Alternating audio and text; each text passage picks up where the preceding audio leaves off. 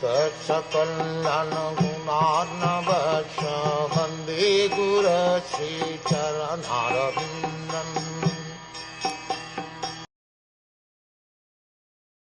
They say that the Vedic hymns are the cerebral passage of the Lord, and his jaws of teeth are Yam, god of death, who punishes the sinners.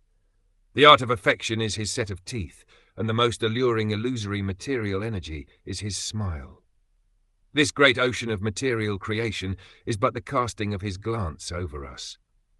According to Vedic assertion, this material creation is the result of the Lord's casting a glance over the material energy, which is described herein as the most alluring illusory energy.